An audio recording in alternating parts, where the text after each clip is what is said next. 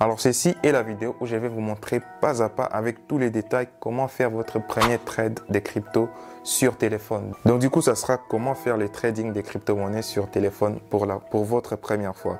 C'est peut-être pas votre première fois, même si vous avez déjà tradé des cryptos sur téléphone.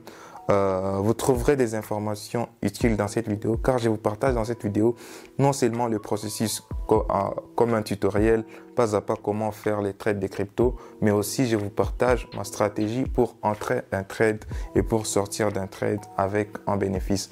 Donc du coup, on va y aller. Je vais juste ouvrir mon application Binance. Et avant d'y aller, si vous n'avez pas encore un compte sur Binance, j'ai fait une vidéo où je vous montre pas à pas comment créer un compte. Et à travers cette vidéo, vous pouvez créer et paramétrer votre compte de la meilleure manière possible. Je vais mettre la vidéo dans la description.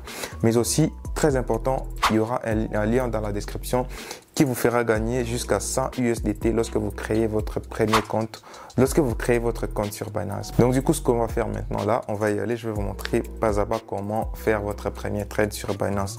Lorsque vous avez créé un compte ou lorsque vous avez l'application Binance, premièrement, assurez-vous d'être sur la version Pro de Binance et non la version Lite, parce que la version Lite, il y aura beaucoup de fonctionnalités qui ne sont pas sur la version Lite, donc je vous recommande d'être sur la version Pro. Si vous n'avez pas un écran qui se présente presque pareil, vous allez cliquer sur le logo de Binance ici au-dessus et ici en bas, vous voyez, pour moi, c'est écrit Binance Lite, mais si vous êtes sur la version Lite, ce sera écrit Binance Pro et vous allez cliquer sur Binance Pro pour accéder à la version Pro de Binance et avoir toutes les fonctionnalités possibles. Ça, c'était la première étape. La deuxième étape est que vous devez avoir des USDT ou des cryptos à trader sur votre portefeuille. Donc du coup, ici en bas, je vais cliquer sur portefeuille et vous allez voir que j'ai quelques USDT j'ai quelques cryptos sur mon portefeuille. Il y a une différence entre USDT et crypto. Je suis comme en train de faire la confusion entre les deux. Donc du coup, vous allez voir que j'ai quelques cryptos sur mon portefeuille. Et pour ce tutoriel d'aujourd'hui, on doit avoir des USDT sur notre portefeuille spot. Donc du coup, je vais cliquer sur spot ici et je vois que j'ai quelques USDT, sur ces portefeuilles spot. Ça n'affiche pas les cryptos que j'ai. Voilà, j'ai 87 USDT, j'ai d'autres cryptos que vous pouvez voir là. Mais ce que nous, on va trader, ce sont des USDT. Donc, assurez-vous que vous avez sur votre portefeuille quelques USDT, peu importe la somme, même 10 USDT, ça ne dérange pas. Donc, du coup, moi, j'ai 87 USDT sur mon portefeuille spot. Donc, j'ai déjà la crypto que je peux trader. Donc, du coup, là, ce que je vais faire, je vais cliquer sur Trade ici en bas. Là, on a écrit Trade juste au milieu. Et la connexion n'est pas très top. Je vais passer sur la connexion, peut-être la connexion mobile, parce que la connexion Wi-Fi n'est pas top. On va voir si le mobile ça va. Voilà, peut-être que le mobile ça va aller. Donc du coup, à ce niveau, vous devez choisir la crypto à trader. Voilà, je trade plusieurs cryptos, mais je vais vous montrer quelques cryptos que je trade. Pour faire beaucoup de bénéfices, j'ai fait beaucoup de bénéfices en faisant des trades des meme coins. Donc, j'ai tradé Bonk et Floki, j'ai tradé ça pendant longtemps. Et parce que Bonk et Floki, ce sont des cryptos qui sont des meme coins. Donc, du coup, il y a vraiment une grande volatilité. Et en trading, vous faites de l'argent lorsqu'il y a la volatilité. Lorsque vous achetez à un prix plus bas et quand ça remonte, vous revendez. Et c'est ce qu'on va faire dans cette vidéo. Donc du coup, je vais prendre Bonk et on va analyser cette crypto s'il y a l'opportunité. Mais si vous avez une autre crypto-monnaie que vous voulez trader, vous allez cliquer là où on a écrit Bonk/USDT. Vous allez toucher juste là-bas et ici, dans la barre des recherches, vous allez écrire le nom de la crypto ou le symbole de la crypto que vous voulez trader. Ensuite, vous allez y cliquer. Nous, on va y aller avec le Bonk. Donc, du coup, je vais cliquer sur Bonk. Après, je vais cliquer sur les deux bougies juste ici. C'est là que je vais cliquer. Donc, du coup, je clique sur les bougies pour voir les graphiques. Donc du coup, pour voir les graphiques et pour voir si c'est les meilleurs moments pour placer un trade, ou si c'est pas le meilleur moment en trading, si c'est pas les meilleurs moments, ne tradez pas. Attendez que ce soit les meilleurs moments. Et à ce niveau, comme j'ai les graphiques, c'est ça que je vous disais, la volatilité. Vous voyez qu'il y a quelques heures, cette crypto banque, où est-ce que je suis allé? On va aller à la fin. Il y a quelques heures, ça se tradait à 0.00022 et maintenant, ça se trade à 0.00024. On peut penser que c'est une petite différence, mais vous pouvez vous faire... Il y a des gens qui peuvent se faire plusieurs centaines de dollars juste en achetant lorsque c'était à 0.00022 et revendre lorsque c'est à 0.0024 ou 23 ou 25. Donc du coup, c'est une opportunité. Donc l'opportunité ici, c'est acheter une crypto lorsque le prix est en bas, lorsque ça perd de la valeur, et revendre lorsque ça gagne de la valeur. Donc du coup, ici, on va analyser à travers les indicateurs. Donc du coup, je vais zoomer un tout petit peu ici et je vais aller sur les graphiques des 5 minutes. Là où on a écrit plus ici, voilà, là où on a écrit plus ici, je vais cliquer là et ensuite je vais choisir là où c'est écrit 5M. 5M, ça symbolise 5 minutes. Donc, lorsque je clique sur les graphiques, lorsque j'ai choisi les graphiques de 5 minutes, chaque barre, chaque bougie verte ou jaune représente 5 minutes. 1, 2, 3, 4, 5, 6, 7. Il y a 30 minutes. Il y a 30 minutes, banque s'est tradé, s'est vendu à 0.00024 et maintenant là, ça se vend, c'est toujours 24, mais le reste, ce sont les chiffres d'après 24 qui changent. Ici, sur ces graphiques, chaque barre ou chaque bougie, que ce soit rouge ou verte, c'est rouge lorsque, durant les 5 minutes, la valeur des banques a augmenté, et c'est vert lorsque durant les 5 minutes la valeur des banques a baissé, donc ça a baissé de prix.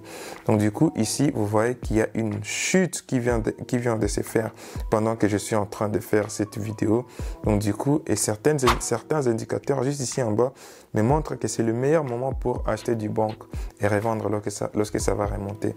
Donc du coup je vais ajouter quelques indicateurs pour confirmer si je dois placer un trade, si je dois acheter banque maintenant, si c'est le meilleur moment pour acheter pour faire des bénéfices, ou si c'est pas le meilleur moment, je vais patienter que ce soit le meilleur moment. Donc du coup je vais cliquer sur les petits trucs des paramètres ici. Ensuite je vais cliquer sur indicateur, et au niveau des indicateurs il y a l'indicateur qui est juste au-dessus, qui s'appelle MA, le moving average. C'est la moyenne des mouvements. Voilà comment est-ce que ça va me permettre de connaître si les trends ou la tendance elle est montante ou descendante, et je vais vous montrer tout cela. Donc je vais cliquer sur MA et ensuite je vais pas cocher tout ça. Je vais au lieu des 7 là-bas, je vais mettre 200. Donc ça sera un moving average ou une moyenne de mobilité pendant les 200 jours. Je vais modifier la largeur de je vais modifier juste la largeur de cette barre qui va me montrer la tendance. Ensuite, je vais confirmer. Après avoir cliqué sur confirmer, là, on va voir qu'il y a une barre jaune. Je ne la vois pas en fait. Je ne la vois pas. Je ne sais pas si j'ai bien confirmé la chose. Donc du coup, on va revenir là-bas. Le moving average de 27, de 200.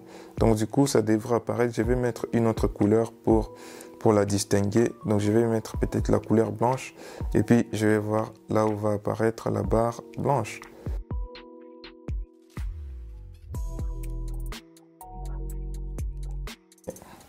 Le moving average n'apparaît pas sur téléphone. Donc du coup, on va devoir analyser sans utiliser les moving average. Mais c'était bien d'analyser en utilisant les moving average, mais vu que ça apparaît que sur ordinateur et je suis en train de faire ce tutoriel qui est sur téléphone, on va utiliser le RSI. Le RSI, c'est juste ici en bas que vous voyez la ligne, 3 lignes, une rose, une violette et une orange. et la ligne orange représente le RSI que nous considérons, que moi je considère pour ces trades. Et voyez-vous, le RSI, c'est vraiment en bas. Lorsque le RSI est au-dessus ici, comme c'était au pic ici, lorsque le RSI est au-dessus, ça veut dire que c'est les moments où idéalement il faut vendre la crypto que vous avez achetée. Et lorsque le RSI est en bas ici, idéalement il faut acheter la crypto. Et comme le RSI est en bas, c'est en train de monter déjà, mais je vais acheter des banques maintenant là. Donc du coup, ce que je vais faire, je vais acheter au prix sur les marchés. Donc du coup, ici, je vais laisser market. Ensuite, je vais décider. Vous avez vu qu'il y avait 87 USDT sur mon portefeuille spot et ce sont les 87 USDT qui sont là. Donc du coup, je vais acheter des banques pour 20 $, par exemple, pour 20 USDT. Ensuite, je vais cliquer sur acheter banque. Et là, on m'a montré le nombre des tokens ou le nombre des pièces banques que j'aurai. Donc du coup, je vais cliquer sur confirmer. Et là, j'ai déjà acheté les banques. Donc du coup, si j'actualise, vous allez voir qu'il me reste que 67 USDT sur mon portefeuille et qu'il y avait au départ 87. Donc j'ai acheté des banques pour une valeur de 20 $. Donc du coup, je vais encore cliquer sur ces bougies là. Voilà. Donc du coup, là, vous voyez que je venais d'acheter, mais après mon achat, les banques ont continué à perdre de la valeur. Donc du coup, j'ai perdu un peu sur les 20 $. Maintenant, là, je peux avoir que 19,80, 19,9 $. Mais comme le RSI m'indique que c'est le meilleur moment pour acheter, j'ai placé mon trade d'achat. Et donc, ce RSI, cette barre orange, là je vais surveiller le prix des banques et je vais surveiller ces graphiques. Donc lorsque cette barre orange, cette ligne orange va monter, va être au-dessus ici, va me signaler que c'est le meilleur moment pour revendre. Et je vais vérifier les prix auxquels j'ai acheté et les prix auxquels je vais vendre. Peut-être, comme j'ai mis 20 $ sur ces trades ou 20 USDT sur ces trades, lorsque j'aurai un peu plus de 20 $, lorsque cette barre sera au-dessus ici, ces mêmes 20 $, ça aura une valeur d'un peu plus de 20 $ et je peux revendre pour faire des bénéfices. Donc du coup, là, à ce niveau, il suffit juste de patienter, que la tendance remonte encore une fois.